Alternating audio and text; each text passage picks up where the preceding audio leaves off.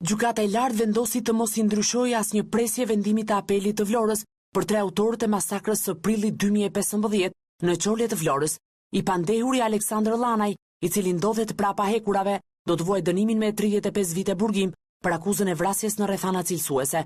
Për të njëjtën akuzë, të pandehurit Bertil Aliaj e Ani Begaj u dënuan me nga 35 vite burgim, por përfitojnë ulje të 1/3 së dënimit për shkak të gjykimit të shkurtuar. Vendimi i gjykatës së lartë u përshëndet nga prokurori i përgjithshëm Adriatik Llalla, i cili theksoi se qëndrimi i mbajtur nga organi i akuzës në Gjykatën Supreme ishte iniciativë personale e prokurorit Selmani. Prokuroria e përgjithshme ka pasur një shqetësim këto ditë që nga iniciativa personale e një prokurori të prokurorisë përgjithshme, i cili kërkoi pushimin e akuzës në Gjykatën e lartë për disa të pandehur të akuzuar për vepra të rënda penale, vrasje të ndodhura në qytetin e Vlorës, do të shpreh një falënderim të veçantë për Gjykatën e lartë, e cila dha një vendim plotësisht të drejtë, duke mbështetur 2 vendime të gjykatave të tjera më të ulta, Gjykatës shkallës së parë Vlorë dhe Gjykatës Apelit Vlorë.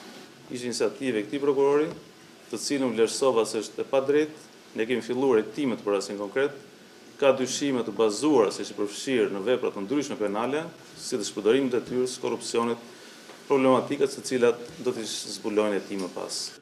Pak orë para shpalljes së vendimit, prokurori i përgjithshëm njoftoi pezullimin nga detyrat të drejtoreshës së drejtorisë gjyqësore Alma Muça dhe prokurorit Artur Selmani, duke nisur ndaj tyre hetimet për korrupsion pasiv dhe shpërdorim detyre. Pezullimi i prokurorëve erdhi 2 ditë pas letrës së hapur që familjarët e 2 prej viktimave i dërguan presidentit të Republikës Bujar Nishani, duke pretenduar për një proces të korruptuar në Gjykatën Supreme. Masakra ndodhi në një lokal në 7 prill të vitit 2015, gjatë një shkëmbimi zjarri mes 2 grupeve, konflikt që përfundoi me viktima nga të 2 palët. Nga njëra palë humbën jetën 2 shokët Hakir Akipi dhe Ardi Velaj, ndërsa nga pala tjetër u vra Albi Limaj dhe u plagos Aleksandër Llanaj. Aso kohë u arrestuan edhe 2 pandehurit e tjerë, Bertil Aliaj dhe Ani Begaj, por Gjykata e Vlorës i liroi. Pak kohë më vonë ata u shpallën në kërkim, por 2 të rinj tashmë nuk gjenden dhe vazhdojnë të shijojnë arratin.